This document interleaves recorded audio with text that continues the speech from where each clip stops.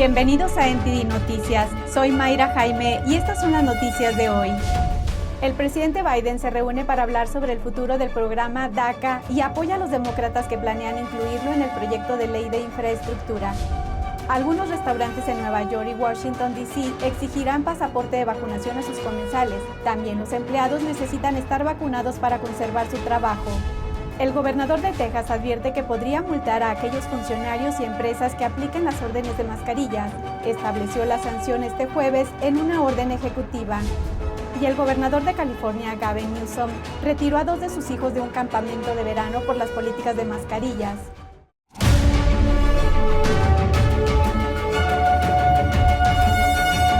Queremos anunciarles que YouTube desmonetizó nuestro canal, pero eso no va a detenernos. Vamos a seguir trayendo las noticias de forma honesta y veraz.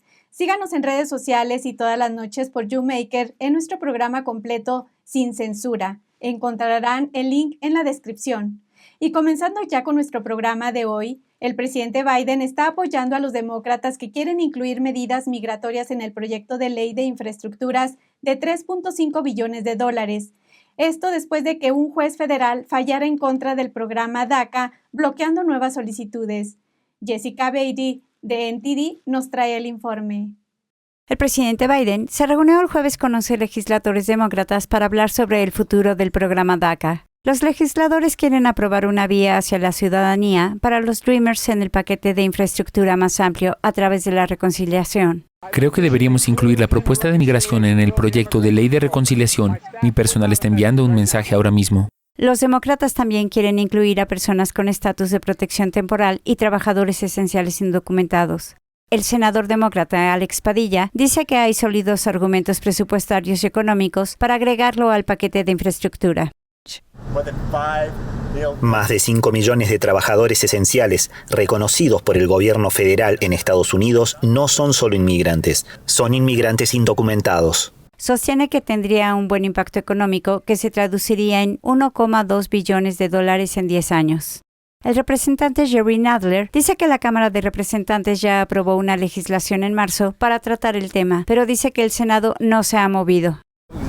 Los republicanos en el Senado no están dispuestos a negociar de buena fe con esto, y eso deja solo la reconciliación. La semana pasada, un juez federal de Texas declaró ilegal el programa DACA. Esto impide que la administración apruebe nuevos solicitantes, pero no afecta a los destinatarios existentes. Algunos republicanos han expresado su preocupación por los planes de los demócratas. A principios de este mes, el senador Tom Cotton tuiteó: conceder la amnistía, la ciudadanía, el derecho al voto y la asistencia social a millones de extranjeros ilegales no es un simple componente del presupuesto. Y si los demócratas aprueban esta amnistía a través de la reconciliación, fomentará más inmigración ilegal, promoverá la falta de respeto a nuestras leyes y no resolverá nada. No está claro cuántos inmigrantes ilegales obtendrían una vida de acceso a la ciudadanía según los planes de los demócratas o cuáles serían los requisitos. Con la reconciliación, los demócratas solo necesitan una mayoría simple. Eso significa que podrían aprobarlo sin ningún apoyo republicano. Un grupo de restaurantes exigirá a todos los clientes que demuestren que se vacunaron contra el virus del PCH. Los empleados también estarán sujetos a la obligación de vacunarse. Colin Fredrickson de NTD tiene la noticia. El Union Square Hospitality Group exigirá a todos los comerciantes en el interior que demuestren que se vacunaron contra el virus del PCH. El grupo posee restaurantes en Nueva York y Washington, D.C. Los empleados también necesitarán estar vacunados para mantener sus puestos de trabajo. El fundador Shake Shack, Danny Meyer, dirige el grupo. Dice que las normas se refieren a la seguridad. Tenemos una responsabilidad muy seria con los miembros de nuestro personal y con nuestros clientes para asegurar un entorno de trabajo seguro y un lugar seguro para cenar. Meyer dice que el sector de la gastronomía se vio muy afectado por los cierres y que no quiere que los restaurantes se vean obligados a cerrar de nuevo. Y sé que en el momento en que empecemos a ver un aumento de los casos de COVID, veremos cómo los restaurantes vuelven a cerrar en todo el país. Vamos a ver a los gobiernos locales y a los gobiernos estatales imponiendo límites de capacidad para que nuestros comedores se reduzcan severamente y no quiero retroceder. Dice que los empleados tendrán 45 días para decidir si quieren vacunarse y mantener su trabajo. Myers dice que la gente tendrá que ir a otro lugar para trabajar o cenar si no quiere vacunarse. Al mismo tiempo, dice que espera que otros en la industria sigan su ejemplo. Bill Hornbuckle es el director general de los complejos turísticos MGM. Dice que quiere que los trabajadores se vacunen, pero que no están obligando a los trabajadores ni a los huéspedes. Las vacunas son gratuitas, son abundantes, están en todas partes. Las tenemos en nuestra zona y por eso estamos presionando mucho, esperando y creyendo que la educación es la clave. Los republicanos se opusieron en general a las mascarillas y a las órdenes de vacunación. El gobernador de Florida, Ron DeSantis, se pronunció enérgicamente contra las órdenes a principios de esta semana. Los floridanos son libres de elegir, y todos los estadounidenses deberían ser libres de elegir cómo gobernar sus asuntos, cómo cuidar de sí mismos y de nuestras familias. DeSantis dice que los burócratas que no se preocupan por la libertad y la felicidad de las personas están tratando de tomar el control de sus vidas. Varios gigantes tecnológicos y grandes corporaciones están obligando a sus empleados a vacunarse. Esto se produce después de que el Departamento de Justicia declaró en medio del aumento de los casos del virus del PSC que las vacunas de uso de emergencia pueden ser obligatorias.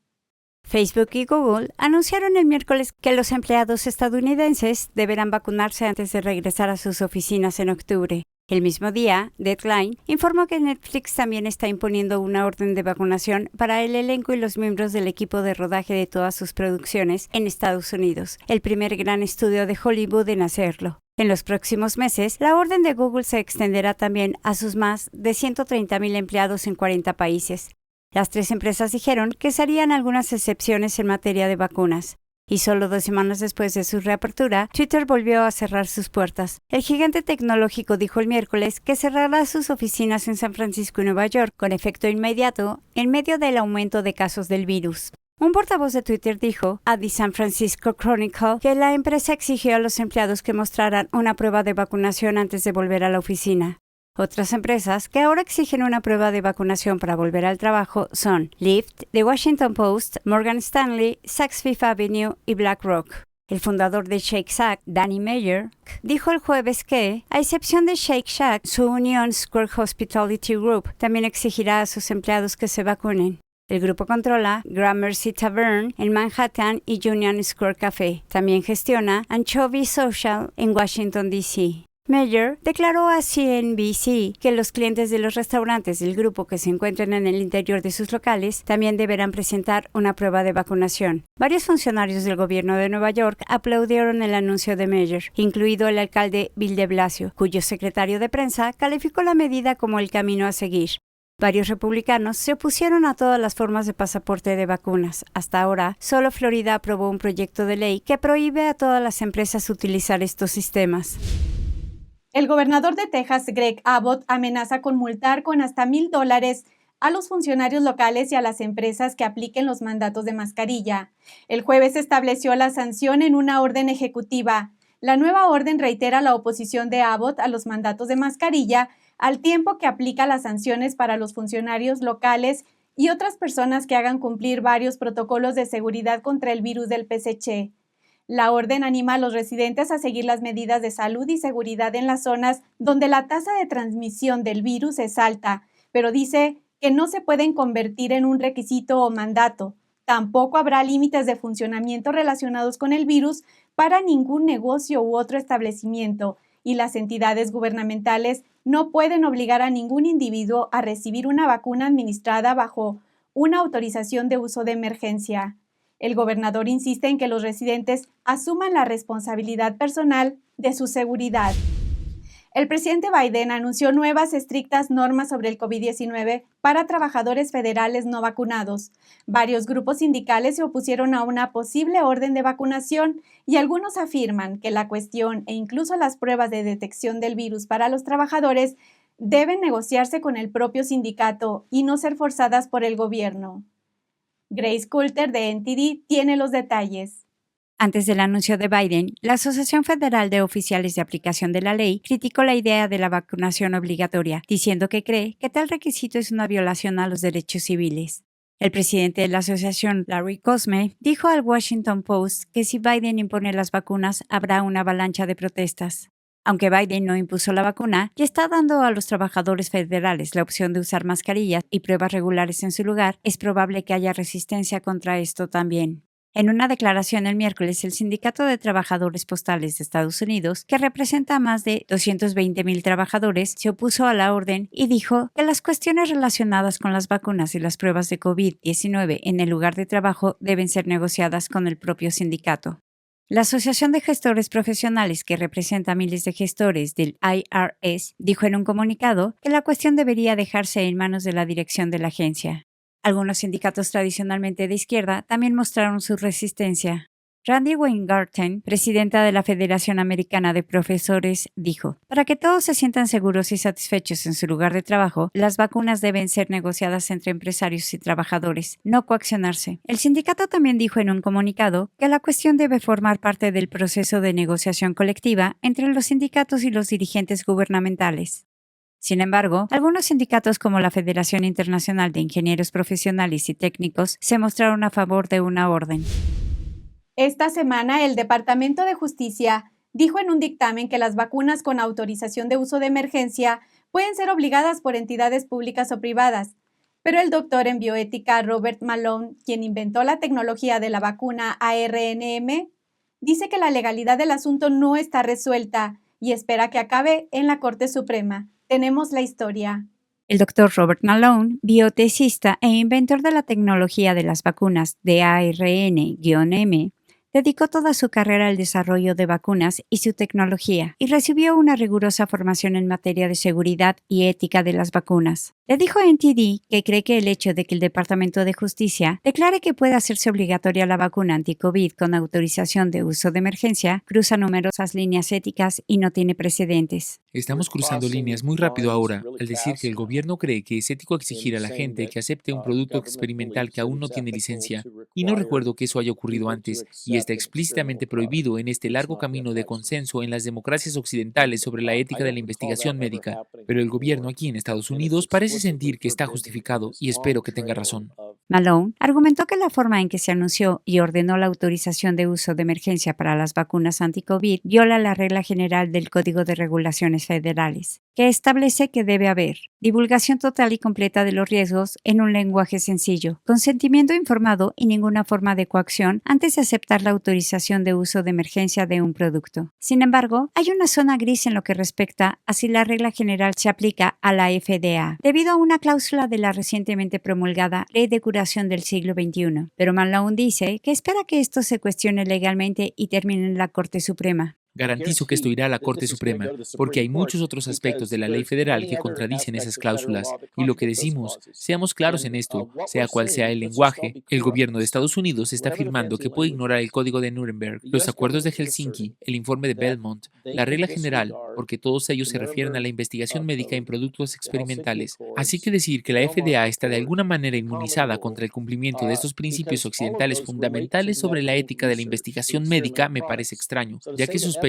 que no va a resistir el escrutinio de la Corte Suprema. Pero el problema es que llegar a ese punto con las entidades que se están preparando para cuestionar estas decisiones va a llevar tiempo. También dice que imponer la autorización de uso de emergencia para las vacunas podría violar la 9ª enmienda, que la Corte Suprema consideró que incluye el derecho a tomar decisiones importantes sobre la atención médica o el cuerpo. Un grupo de trabajadores de la salud del Hospital Metodista de Houston apeló su caso sobre las vacunas obligatorias. Podría convertirse en un importante caso de prueba en un área del derecho que en su mayoría no está aprobada. Y después del corte tendremos más información sobre la alcaldesa de D.C., quien está solicitando fondos para más agentes de policía. Además, otro militar cubano falleció misteriosamente este jueves, siendo el 6º en los últimos 10 días. Y José Daniel Ferrer, desde las protestas del 11 de julio, se encuentra en paradero desconocido.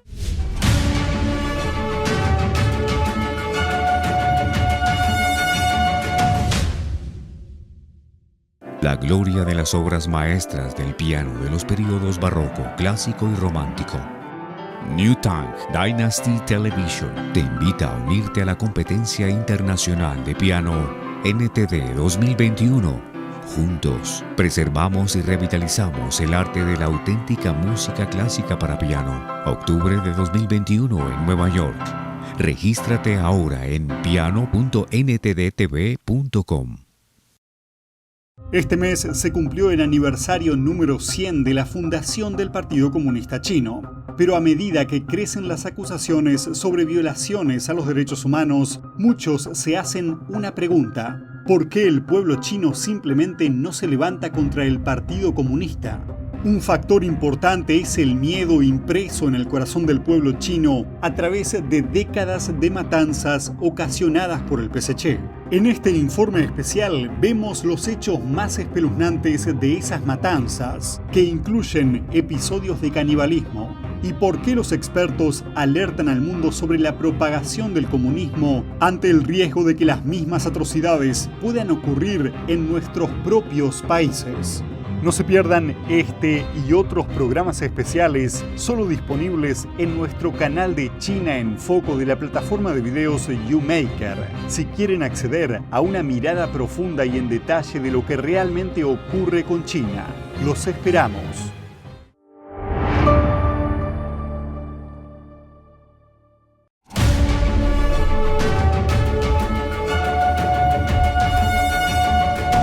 Bowser, la alcaldesa demócrata de Washington, D.C., solicita $11 millones al Consejo Municipal para contratar y capacitar a más agentes de policía. Esto se produce a medida que aumenta la violencia en el área metropolitana. Esta semana enviaré al Consejo una solicitud de presupuesto adicional suplementario de $11 millones. La alcaldesa Muriel Bowser anunció el miércoles que está buscando nuevos fondos para el Departamento de Policía. Los fondos pagarían 20 nuevos agentes de policía este año y 150 en 2022. El año pasado, el ayuntamiento votó para retirar $15 millones de financiamiento a la policía, pero Bowser se opuso a la campaña. El año pasado vimos cómo se intensificaban los tiroteos durante la pandemia. Este año hemos seguido experimentando un nivel inaceptable de violencia con armas de fuego. Este mes, varios tiroteos de gran repercusión en D.C. han ocupado los titulares nacionales y han enfurecido a la comunidad. Bowser ha ordenado al Departamento de Policía que trabaje horas extra contra la violencia armada, pero también le preocupa que las cortes de D.C. no hayan estado trabajando a pleno rendimiento. Eso significa que los delincuentes detenidos por la policía podrían volver a la calle en cuestión de semanas. No solo hay que conseguir que la corte esté totalmente abierta, sino que también necesitamos que la corte tenga todo el personal necesario. Bowser dijo que el D.C. depende del gobierno federal para cubrir las vacantes del tribunal. Ahora hay 12 vacantes en la Corte Superior de D.C. y el número de casos requiere una lista completa de los jueces. Los datos muestran que el número de casos penales pendientes ha aumentado más del 74% en comparación con 2019 para la Corte Superior de D.C. D.C. no es la única ciudad que pide aumentar su gasto policial. Baltimore, una ciudad también controlada por los demócratas, ya ha propuesto un aumento de $28 millones para el presupuesto de la policía este año. Un grupo de representantes republicanos aún piden respuestas sobre la forma en que son tratados los arrestados del 6 de enero en una cárcel de Washington, D.C. Dicen que todavía no han recibido respuesta de la oficina del fiscal general, así que decidieron hacer una visita para recorrer el centro penitenciario por sí mismos. No solo se les negó el acceso, sino también se les dijo que estaban invadiendo la propiedad privada. Tienen que irse. Y yo dije, ¿invadiendo? ¿De dónde sacan eso? Teníamos las identificaciones federales del Congreso. Somos nosotros quienes tuvimos que votar si manteníamos este centro abierto. No sé lo que está sucediendo en esta prisión de Washington, D.C. Este es el mismo grupo que fue al Departamento de Justicia a principios de esta semana para exigir respuestas. Su conferencia de prensa fue interrumpida por manifestantes de izquierda. Green dice que le preocupa que el sistema de justicia esté operando en un doble sistema, en donde los partidarios de Trump son tratados con dureza, mientras que los manifestantes de Antifa y Black Lives Matter, acusados de crímenes, son puestos en libertad. Minnesota Freedom Fund recauda bonos de fianza y dinero para liberar de la cárcel a los criminales que generan disturbios en las calles. Pero cuando nosotros tan solo vamos a ver las condiciones en una prisión, nos rechazan y nos dicen que somos invasores. Muchas de las personas que fueron detenidas por estar presuntamente implicadas en la irrupción al Capitolio el 6 de enero no han visto a un juez y, al parecer, están recluidas en régimen de aislamiento hasta 23 horas al día. Cuando cubrimos esta historia en desarrollo hace unas semanas, nos pusimos en contacto con la cárcel para obtener más información, preguntando si estas acusaciones eran ciertas. Luego de varias semanas, aún no obtuvimos respuesta. La Constitución y los casos sobre esto son muy claros. No se puede castigar a alguien cuando está en prisión preventiva. Esto ocurre mientras la Cámara de Representantes aprobó el miércoles un proyecto de ley para proporcionar fondos adicionales para la Policía del Capitolio, $604 millones. La medida permitiría a la agencia contratar a más de 2,000 agentes más y a 450 miembros civiles del cuerpo. El proyecto de ley fue aprobado en líneas partidistas. Todos los republicanos, excepto una, votaron en contra. La representante Jamie Butler, la principal republicana del Comité de Asignaciones, dice que el proyecto no alcanza para reformar la Junta de la Policía del Capitolio. La Cámara aprobó una versión similar en mayo, pero está estancada en el Senado. Pero con el creciente temor de que el financiamiento a la Policía del Capitolio podría agotarse en agosto, esto presiona a los senadores a poner el proyecto en primer lugar en su lista de prioridades. Esta misma semana, los senadores llegaron a un acuerdo de casi $2,000 para otorgar nuevos fondos a la Policía del Capitolio. Reportando en Washington, D.C., Melina Weiskopf, NTD Noticias. El gobernador de California, Gavin Newsom, retiró recientemente a 2 de sus hijos de un campamento de verano debido a las políticas sobre las mascarillas. El campamento de verano había compartido una foto de su hijo sin mascarilla. Tenemos los detalles. El gobernador Gavin Newsom retiró el martes a 2 de sus hijos de un campamento de verano. Su oficina citó como razón que el campamento de baloncesto no requiere mascarillas. En un comunicado enviado por correo electrónico a Associated Press, la portavoz de Newsom, Erin Mellon, escribió: Los Newsom se preocuparon al ver a niños no vacunados sin mascarilla en el interior de un campamento al que sus hijos empezaron a asistir ayer y, tras ver esto, retiraron a los niños del campamento. El campamento de verano compartió en Instagram una foto del hijo de 10 años de Newsom en el campamento sin mascarilla. La foto, ahora borrada, ganó la atención de los medios, lo que provocó la decisión de Newsom de retirar a sus hijos del campamento. La política actual de California establece que los niños de 2 a 11 años están obligados a llevar mascarillas en el interior de las escuelas primarias y en otros entornos juveniles. Reopen California Schools escribió en Twitter: Esto es una clara violación de sus propias órdenes de mascarillas. ¿Por qué su hijo puede estar sin mascarilla, pero el nuestro no? Los críticos recordaron el incidente de la lavandería francesa en noviembre como otro ejemplo de Newsom violando sus propias políticas, por lo que se disculpó. Newsom se enfrenta a una elección de destitución el 14 de septiembre. Otro militar cubano falleció misteriosamente este jueves, siendo el 6º en los últimos 10 días. Mientras tanto, aún se desconoce el paradero del líder disidente cubano, José Daniel Ferrer, desde las protestas del 11 de julio. Un canal estatal cubano dio a conocer el fallecimiento de Gilberto Antonio Cordero Sánchez, quien sería el 6º militar del régimen castrista que muere en 10 días. El medio de la dictadura no reveló las causas de su muerte, al igual que con los otros 5 decesos previos. Cordero Sánchez habría sido un combatiente del ejército rebelde bajo las órdenes del líder comunista Fidel Castro. Y el líder disidente, José Daniel Ferrer García, cumplió este jueves 51 años, pero en lugar de festejar con su familia, se encuentra incomunicado y se desconoce su paradero. Ferrer fue arrestado junto a su hijo el pasado 11 de junio mientras trataban de sumarse a las protestas históricas en la isla. Según medios cubanos, Ferrer habría sido trasladado hacia una unidad de operaciones del régimen conocido por denuncias de tortura contra los detenidos. Hasta ahora, su hijo ha sido liberado, pero Ferrer García es acusado por el delito de desorden público. El último reporte de la ONG Cuba Decide estima que desde las protestas masivas del 11 de julio, al menos 557 personas continúan detenidas o desaparecidas, mientras que otras 200 han sido liberadas. Y estas fueron las noticias de hoy. Invitamos a toda nuestra audiencia a suscribirse a nuestra lista de correo para recibir novedades, en especial en caso de que tengamos que cambiar de plataforma. Encontrarán el enlace en la descripción. Muchas gracias por acompañarnos y que tengan una feliz tarde. No se pierdan nuestro estreno del programa de NTD Noche completo, sin restricciones, solo por YouMaker. Estamos siendo censurados. Hay noticias que YouTube no quiere que sepas. No tienen la intención de que veas la verdad de lo que está sucediendo. El 90% de los medios de comunicación son controlados por 6 corporaciones. Su intención es mostrarte la imagen del mundo que ellos representan. Esta es una batalla entre la verdad y la mentira. Una batalla entre las fuerzas que quieren que creas en su narrativa preestablecida y nuestro medio de comunicación independiente, que persigue la verdad y basa toda su información en hechos, para prevenir que la gente sea engañada. Ahora, hay temas que no podemos reportar libremente en YouTube. Así que encontramos un nuevo canal para mantenerte informado. Sigue nuestro noticiero de la noche sin censura solo por YouMaker. Hallarás el enlace en la descripción. Gracias por tu apoyo y juntos hagamos que la verdad salga a la luz.